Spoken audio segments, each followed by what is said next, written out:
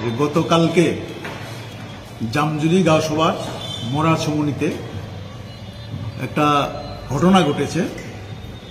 সেই ঘটনাকে বিজেপি দল সাম্প্রদায়িক অ্যাঙ্গেলে প্রচার করার চেষ্টা করেছে এবং রাজনৈতিকভাবে সিপিআইএমের উপর বিভিন্নভাবে বদনাম করার চেষ্টা করা হয়েছে। কর্মসূচি 4 তারিখ আজকের দিনে একটা কর্মসূচি ছিল আরকেপুর বিধানসভার কেন্দ্রের মোরাছমনিতে জামজুরির। তার জন্য গত 2 তারিখে আমাদের কমরেডরা সেখানে কিছু পতাকা লাগায়। গত পরশুদিন বিকালে আমরা খবর পাই যে 4 তারিখে আমাদের রাজ্যের মাননীয় সাংসদ, রাজ্যসভার সদস্য, প্রাক্তন মুখ্যমন্ত্রী, তার বাড়িতে ওনার বাবার যে বার্ষিক শ্রাদ্ধ ইত্যাদি হবে তার জন্য যোগ্য অনুষ্ঠান করবেন। সেই মতো আমাদের পার্টি আলোচনা করে ঠিক করে যে এখানে প্রোগ্রাম করতে পুলিশ বারণ করেনি আমাদের, কিন্তু প্রোগ্রাম করতে গেলে সমস্যা, পুলিশেরও সমস্যা হতে পারে। আমরা তো সরকারে থাকা বা না থাকা, কারো অসুবিধা হয় এটা আমরা করতে চাইনি। আমরা আলোচনা করে ঠিক করেছি এই প্রোগ্রামটা আমরা করবো না, পরে করব। পুলিশকে যথারীতি জানানো হয়েছে যে আমরা এই প্রোগ্রামটা ওই দিন করছি না। সেখানে জামজুরির যে প্রধান সুব্রত দাস, তার নেতৃত্বে রাকেশ শীল সে ছিলেন, তারপরে মাসুদ রানা করে এটা বসতে হয়েছিল, আর বাকিরা জামজুরির প্রণব দাস পালানা, তাদের নেতৃত্বে এখানে বাইক নিয়ে এসে আমাদের পতাকাগুলি ফেলে দেয় সবগুলি। এবং সেখানে আমরা আমাদের যে কমরেড এটা লাগানোর ক্ষেত্রে সাহায্য করেছে, একটা দোকান আছে তার, মুরগের গরুর খাবার বিক্রি করে, তার দোকানটার উপরে আক্রমণ করে ভাঙচুর করে কিছু, এবং তাকে লাঠি দিয়ে আঘাত করে মাথা ফাটিয়ে দিয়ে রক্ত বেরিয়ে যায়।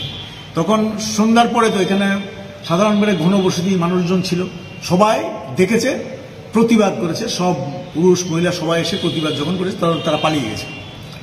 পালিয়ে যাওয়ার পরে ওখানকার মানুষে আমাদেরও বলেছে যে পুলিশকে খবর দেন, কারণ এখানে তারা তো আবার আসতে পারে।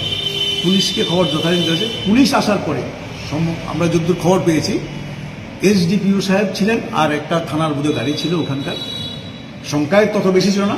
তখন সুযোগ বুঝে, এর আগে সাহস পায়নি, বিজিবি আশ্রিত এই দুষ্কৃতীরা আবার এসে তাদের দোকানের সামনে একটা বাইক ছিল নবীর, সেই বাইকটা পুড়িয়ে দেয়, 3টা দোকানে আগুন দিয়ে দেয়, একেবারে ধ্বংসস্তূপ পরিণত করে দেয়। ফায়ার ব্রিগেডকে খবর দেয়, ফায়ার ব্রিগেডে আসে, এটাকেও বাধা দেয়। এটা পুলিশ সামনে হয়। পরবর্তী সময়ে পুলিশ ইত্যাদি আরও বেশি আসে, আসার পরে নিয়ন্ত্রণে। তারপরেও তারা সারা রাত্রেই ওই এলাকায় একটা ত্রাসের পরিবেশ, জামজুরি থেকে আরম্ভ করে একেবারে খিলপাড়ার সীমানা পর্যন্ত ত্রাসের পরিবেশ তৈরি করে।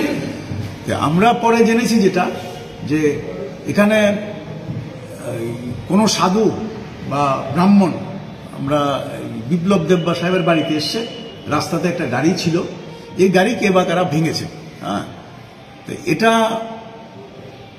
1-2 পত্রিকা, সব পত্রিকা না, লিখেছে যে এরকম আলোচনা করেছেন যে কি, যে এরকম বিপ্লব দেব সাহেবের বাড়ি নাকি পুড়িয়ে দিয়েছেন, এরকম প্রচার আছে সব জায়গায়।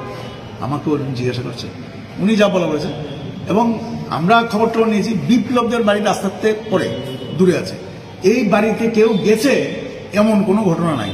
তার বাড়ির কোনো একটা কিছু নষ্ট হয়েছে, বাড়িতে কেউ আক্রমণ, কারোর আঘাত করেছে, এরকম কোনো ঘটনা নাই। এটা তো তাদের অভ্যাস, সরকারে এসে জুমলা করে।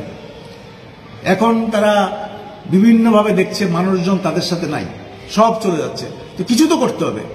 তার জন্য এটা সুযোগ পেয়ে একটা পরিবেশ তৈরি করতে চাইছে, মানুষ যাতে তাদের বিরুদ্ধে কথা না বলে, কোনো কর্মসূচি না করে তাদের বিরুদ্ধে, সরকারের বিরুদ্ধে, এজন্যই এটা করেছে। এবং তাদের তো বরাবরের বিজেপির লক্ষ্য যে সাম্প্রদায়িক উস্কানি দেওয়া। আমি বিনীতভাবে বলবো ওই এলাকার মানুষের কাছেও, জামজুরি আজকে না, জামজুরি হিন্দু মুসলিমের বাস অনেকদিন আগে। এখানে অজিত ঘোষ কংগ্রেসের লোক ছিলেন, এমএলএ ছিলেন, আমাদের বিপ্লব ঘোষ সাহেব এখন এমএলএ, তাদের সাথে তো সংখ্যালঘুদের বেশি সম্পর্ক ছিল। কোনোদিন তো এরকম ঘটনা হয়নি, এখন হঠাৎ করে এইসব করতে হলো কেন, যে হিন্দু মুসলমানের বিষয় উঠাতে হলে কেন? হ্যাঁ, এটা আসলে পরিকল্পিত চক্রান্ত, যে এটা করে একটা সহানুভূতি আদায় করা, মানুষের সেন্টিমেন্ট আদায় করা, এর জন্য এটা করছেন। এবং ওনার বাড়ি পুড়িয়ে দিয়েছেন, বাড়ি আক্রমণ করেছেন। একটু আগে দেখবেন আপনারা, আমাকে সাংবাদিক কলকাতা থেকে টেলিফোন করেছে যে এখন তো পুলিশ বলছে যে এরকম কোনো ঘটনা হয়নি। এখন পুলিশ পরিষ্কার বিবৃতি দিয়েছে যে একটা ইনসিডেন্ট হয়েছে, পলিটিক্যাল ক্ল্যাশ হয়েছে, পলিটিক্যাল ক্ল্যাশের পরে 3টা দোকান পুড়েছে, একজনকে তারা অ্যারেস্ট করেছে বলেছে বাবুল মিয়া নামে, আর কয়েকজনকে ডিটেন করেছে জিজ্ঞাসাবাদের জন্য।